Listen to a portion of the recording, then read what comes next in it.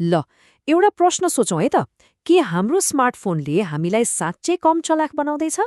यो प्रश्न आजभोलि धेरैको मनमा छ। हालैका वैज्ञानिक अनुसन्धानहरूले आर्टिफिशियल इन्टेलिजेन्स अर्थात् एआईले हाम्रो सोच्ने र सम्झने क्षमतामा कस्तो असर पारिरहेको छ भन्नेबारे केही अचम्म लाग्दा तथ्यहरू बाहिर ल्याएका छन्। आउनुहोस् यसलाई अलि गहिराइमा गएर हेरौँ। ल, एकछिन आफैलाई सोधौँ त, स्मार्टफोन बिना कतिजनाको फोन नम्बर मुखाग्र छ?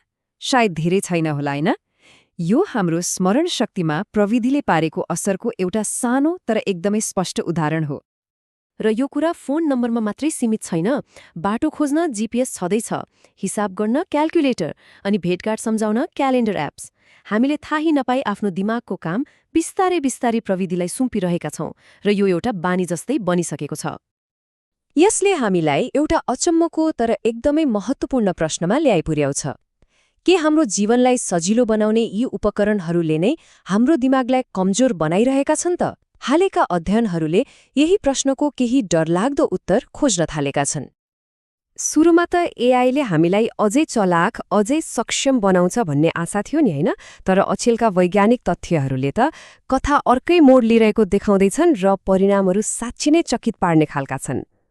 अब कुरालाई अझै गहिराईमा बुझ्न यो विषयमा भएका 3वटा प्रमुख वैज्ञानिक प्रमाणहरूलाई केलाएर हेरौं, जसले मानव मस्तिष्कमा एआईको प्रभावबारे गहिरो अन्तर्दृष्टि दिन्छन्। पहिलो मुख्य अध्ययन एमआईटीबाट आएको हो। त्यहाँका अनुसन्धानकर्ताहरूले 54 जना सहभागीहरूलाई निबन्ध लेख्न लगाएर उनीहरूको मस्तिष्कको गतिविधि निगरानी गरे। उनीहरूको उद्देश्य सृजनात्मक प्रक्रियामा एआईले कस्तो भूमिका खेल्छ भनेर हेर्नु थियो। नतिजा एकदमै असम्मको थियो। इइजी स्क्यान, जसले मस्तिष्कको विद्युतीय गतिविधिलाई नाप्छ, त्यसले के देखायो भने एआई प्रयोग गर्ने समूहको मस्तिष्कमा निकै कम गतिविधि थियो। अर्कोतिर आफैले वा गुगल सर्च प्रयोग गरेर लेख्नेहरूको मस्तिष्क भने धेरै सक्रिय र व्यस्त थियो। र कुरा यतिमा मात्रै सकिँदैन।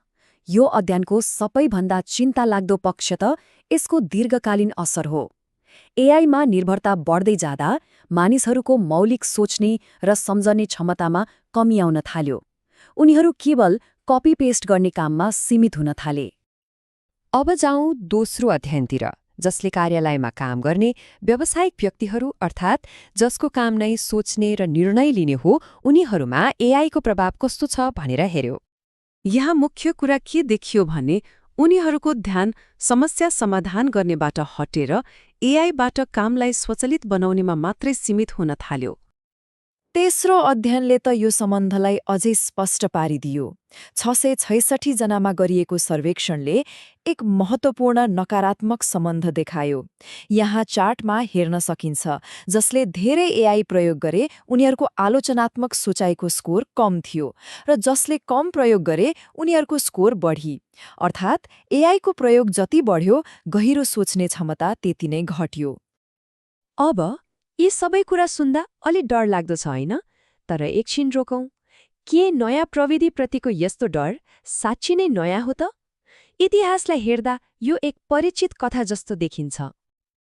इतिहास यस्ता चिन्ताहरूले भरिएको छ। चाहे त्यो लेख्ने कला होस् वा क्याल्कुलेटर, हरेक नयाँ आविष्कारले सुरुमा यस्तै डर पैदा गरेको थियो। त्यसो भए यदि यो डर पुरानै हो भने अहिले किन यति धेरै चिन्ता? किनभने इन्टरनेटको आगमनसँगै केही कुराहरू साँच्चै बदलिए। अनुसन्धानकर्ताहरूले सर्च इन्जिनको उदयसँगै देखा परेको एउटा महत्त्वपूर्ण प्रवृत्तिलाई औल्याउँछन्, जसले सङ्केत गर्छ कि यो पटक कुरा अलि फरक छ। यसलाई भनिन्छ गुगल इफेक्ट वा डिजिटल एम्नेसिया। हाम्रो दिमागले जानकारी आफै सम्झनुको सट्टा त्यो जानकारी कहाँ पाइन्छ भन्ने कुरा मात्र याद गर्न थाल्यो। यो किताबको कुरा याद गर्नुभन्दा पाना नम्बर याद गर्नु जस्तै भयो। तर सबैभन्दा चिन्ताजनक निष्कर्ष त जीपीएस जस्ता नेभिगेसन एपसँग सम्बन्धित छ। यसले हाम्रो मस्तिष्कको एक विशेष भाग हिप्पोक्याम्पसमा गहिरो प्रभाव पारेको देखिन्छ। यो हाम्रो स्मरण शक्ति र स्थानीय नेभिगेसनको लागि जिम्मेवार मुख्य केन्द्र हो। यो जोखिमलाई राम्ररी बुझ्न हामीले दिमागलाई एउटा मांसपेशी जस्तै सोच्नुपर्छ। जसरी व्यायाम बिना मांसपेशी कमजोर हुन्छ, त्यसरी नै चुनौती बिना हाम्रो दिमाग पनि अल्छी हुन सक्छ। वैज्ञानिकहरू यसलाई कग्निटिभ अफलोडिङ भन्छन्, सोझो भाषामा भन्दा आफ्नो दिमागको काम अरूलाई मतलब कुनै उपकरणलाई सुम्पिनु। हाम्रो मस्तिष्क एउटा संज्ञानात्मक कन्जुस जस्तै हो जसले सधैँ ऊर्जा बचत गर्ने सजिलो बाटो खोजिरहन्छ र एआईले त्यही सजिलो बाटो देखाइदिन्छ। हाम्रो हिपोक्याम्पसले बाटो खोज्न मात्र मद्दत गर्दैन, यसले पुराना घटनाहरू सम्झने, भविष्यको कल्पना गर्ने र नयाँ कुराहरू सिक्ने जस्ता कामको लागि पनि महत्त्वपूर्ण भूमिका खेल्छ। त्यसैले जब हामी जीपीएसमा निर्भर भएर आफ्नो बाटो खोज्ने सिपलाई तालिम दिन बन्द गर्छौं, यी अन्य महत्त्वपूर्ण मानसिक कार्यहरू पनि कमजोर हुन सक्छन्। यसको मुख्य सार के हो भने सिक्नका लागि प्रयास चाहिन्छ। जब एआईले सबै चुनौतीहरू हटाइदिन्छ, यसले विकासको अवसर पनि हटाउन सक्छ। त्यसो भए के गर्ने त? के एआई चलाउने छोड्दिने? त्यसो होइन। समाधान भनेको यसलाई चलाउने तरिका बदल्नु हो। यसलाई एउटा औजारको रूपमा प्रयोग गर्ने हो, बैशाखीको रूपमा होइन। यहाँ 3वटा सरल तर प्रभावकारी उपायहरू छन्।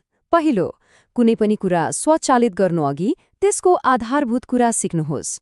दोस्रो, एआईलाई आफ्नो सोच्ने क्षमता बढाउन प्रयोग गर्नुहोस्, प्रतिस्थापन गर्न होइन। र तेस्रो, एआईको कामलाई सधैँ समीक्षा गर्नुहोस्। यसरी मानव मस्तिष्कको तिखोपनलाई नगुमाई एआईको फाइदा लिन सकिन्छ। यसो गर्न सकियो भने हामीले एआईको दक्षता पनि पाउँछौं र हाम्रो मानव बुद्धिको शक्ति पनि गुमाउँदैनौं। लक्ष्य सुविधा र बुद्धिमत्ता बीच छनौट गर्नु होइन, लक्ष्य त तिनीहरूलाई प्रभावकारी रूपमा एकीकृत गर्नु हो।